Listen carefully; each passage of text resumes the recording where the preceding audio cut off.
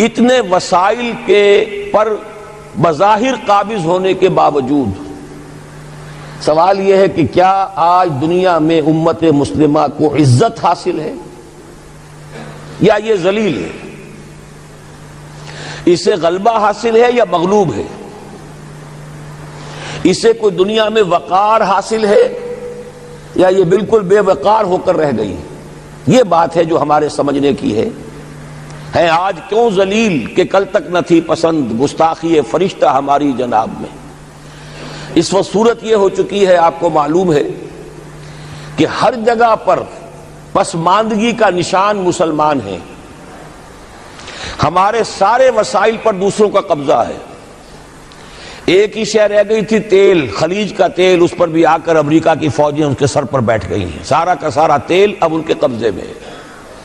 ادھر خلیج کے دہانے کے دونوں طرف وہ اپنے مورچے بنا رہے ہیں تاکہ یہاں کسی کا داخلہ نہ ہو سکے۔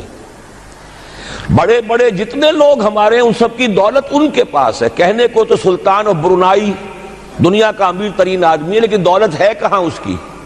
انویسٹڈ تو وہی ہے، اسی کے بینکوں میں ہے، انہی کی کمپنیوں میں ہے، کسی کے پاس کچھ نہیں ہے۔ سعودی عرب کے کوئی ڈالر دے تو کہاں ہے؟ جیسے شہنشاہ ایران کا جو اثاثہ تھا، سرمایہ تھا، جو سارا کا سارا انہوں نے جو ہے وہ فریز کر لیا، تو یہ دولت تو ساری وہی ہے۔ کہنے کو ہے کہ آپ کے اکاؤنٹ میں اتنا روپیہ ہے، لیکن سوال یہ ہے کہ وہ اکاؤنٹ فی الواقع کس کے قبضے میں ہے؟ پھر آپ کو معلوم ہے کس طریقے سے مسلمانوں کے ساتھ سلوک ہو رہا ہے۔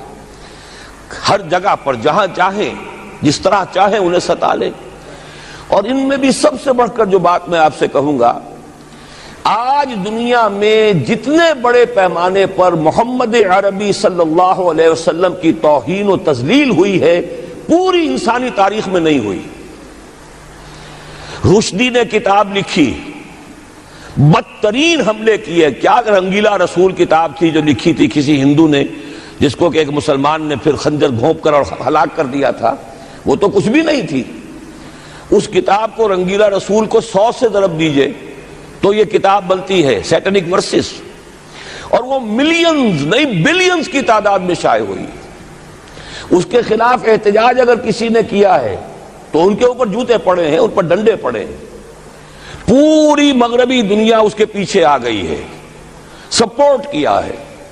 لے دے کے ایک ملک نکلا ایران، اس نے کم سے کم یہ کہ اس کے قتل کا فتویٰ تو دیا، لیکن کیا کرے، قتل کرنے کی تو نوبت نہیں آئی۔ پورا عالم عیسائیت اس کی پشت پناہ ہے، اس کی مدد کر رہا ہے۔ یہ اتنی بڑی توہین محمد رسول اللہ صلی اللہ علیہ وسلم کی اور آپ کی ازواج مطہرات کی، اور یہ بظاہر ایک ایسے شخص کے ہاتھوں جس کا نام مسلمانوں کا سا ہے، اس کا اتنا بڑے پیمانے پر ہونا، اور پھر یہ کہ مسلمان 120 کروڑ ہونے کے باوجود کچھ نہیں کر سکتے۔ میں وہ چیزیں نہیں گنوانا چاہتا کہ 15 لاکھ جو ہیں وہ ہمارے افغان بھائی جو ہیں انہوں نے جانیں دیں۔ فائدہ کس کو پہنچا؟ تاحال امریکہ کو، کہ اس کی جو مد مقابل قوت تھی USSR وہ ختم ہو گئی۔ اسی طریقے سے جو کچھ کشمیر میں ہو رہا ہے، ہماری بے ہمیتی، بے غیرتی کا عالم یہ ہے۔ ہم کچھ اندر خانے تھوڑی بہت کو مدد کر کے سمجھتے ہیں کہ ہم نے فرض ادا کر دیا، جبکہ فرض تو یہ ہونا چاہیے تھا کہ ہم براہ راست اعلان کرتے اور انڈیا کو الٹیمیٹم دیتے کہ سٹاپ دس بزنس، یا یہ کہ پھر ہم سے جنگ ہے۔ جنگ کا نتیجہ تو پھر اللہ جس کو چاہے دے گا۔ اگر انسان اللہ تعالیٰ پر اعتماد رکھتا ہو، توکل رکھتا ہو، اپنے موقف کی حقانیت پر بھی اسے یقین ہو، تو کم من فیۃ قلیلۃ غلبت فیۃ کثیرۃ، تاریخ میں ہمیشہ ہوتا آیا ہے کہ چھوٹی قوتیں جو ہیں ان کو غلبہ اللہ نے عطا کیا ہے بڑی قوتوں پر۔ لیکن بے غیرتی کا عالم یہ ہے، بے حمیتی کا عالم یہ ہے۔ زبانی کلامی ہم سے بڑا ہمدرد کوئی نہیں مسلمانان کشمیر کا، جس لیڈر کو دیکھو بڑھ چڑھ کر بیان دے گا، لیکن عملاً ہم کیا کر رہے ہیں؟ یہ ساری صورتحال جو میں نے آپ کو بتائی ہے، ویسے تو اب یہ کہ اگر اس میں ایک خاکہ سا میں نے آپ کے سامنے رکھا ہے، اس میں رنگ بھروں تو ظاہر ہے کہ پورا گھنٹہ اسی میں لگ جائے گا، لیکن جو اس کا اصل لب لباب ہے وہ یہ ہے کہ ہم اپنی جگہ بڑے خوش ہیں کہ ہم امت مرحوم ہیں، ہم تو امت محمد ہیں صلی اللہ علیہ وسلم، ہم تو اللہ کے پیارے ہیں، ہم اللہ کے لاڈلے ہیں، ہمیں اللہ کی شفاعت، ہمیں اللہ کے رسول کی شفاعت بھی ملے گی، جنت تو گویا کہ ہمارا پیدائشی مقام ہے۔ یہ سارے جو بھی ہمارے ذہنوں کے اندر ہیں خیالات، اور یہ جو ہمارے من گھڑت عقائد ہیں، آپ سوچئے کہ جب ہم جو آبجیکٹو کنڈیشنز ہیں، گیون کنڈیشنز ہیں، جو سامنے کے حالات ہیں، ان سے جب تقابل کرتے تو معاملہ بہت مختلف ہے۔ یہ کیوں ہے؟ اصل میں سوال جب تک آپ اپنے سامنے نہیں رکھیں گے اس کا جواب جو ہے، اب اس پر غور کیجئے کیوں ہے۔ کیا اللہ تعالیٰ کو محمد الرسول اللہ کی عزت و حرمت پیاری نہیں ہے؟ کیا محمد الرسول اللہ اللہ کے پیارے نہیں ہیں، حبیب رب العالمین نہیں ہے؟ کیا اللہ تعالیٰ کو کفار سے زیادہ محبت ہے؟ کیا وجہ ہے؟ رحمتیں ہیں تیری اغیار کے کاشانوں پر اور برف گرتی ہے تو بیچارے مسلمانوں پر۔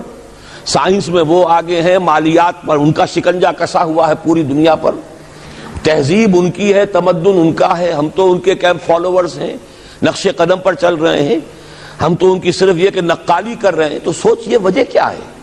کیا اللہ کو کفر زیادہ پسند ہے اسلام سے؟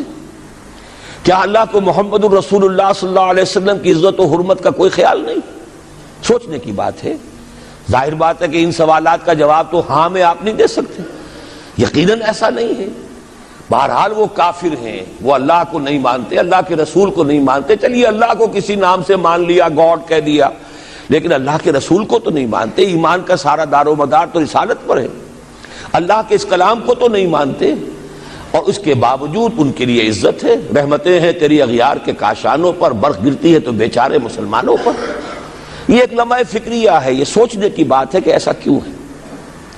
اس کا جو جواب میں آپ کو دوں گا وہ ذرا سا کڑوا جواب ہے۔ نوارا تلخ ترمیزن چو ذوق نغمہ کمیابی، بات کہنی پڑتی ہے جب تک کہ کڑوی بات کہی نہ جائے، حقائق کو دیکھنے کی جرت پیدا نہ کی جائے، مواجہہ نہ کیا جائے، فیکٹس کو فیس نہ کیا جائے، اس وقت تک بات صحیح نہیں ہوگی، اور نہ ہم صحیح تشخیص کر سکیں گے، نہ صحیح تجویز کی طرف ہمارا ذہن منتقل ہوگا۔ میں بہت سخت بات کہہ رہا ہوں، آج آسمان کے نیچے اس زمین پر عذاب الہی میں گرفتار امت مسلمہ ہے۔ بالفعل آج ہم امت مرحومہ نہیں ہیں، رحمت والی امت نہیں ہے، امت معذبہ ہیں۔ آج ہم پر اللہ کا عذاب ہے۔ وہ کیوں ہے؟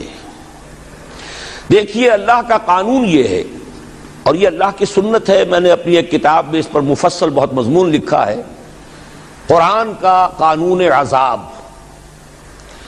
ایک عذاب تو آیا کرتا تھا ان قوموں پر جن کی طرف اللہ رسول بھیجتا تھا، اِنَّا أَرْسَلْنَا نُوحًا إِلَىٰ قَوْمِهِ۔ اگر رسول کی بات مان لی تو قوم کے لیے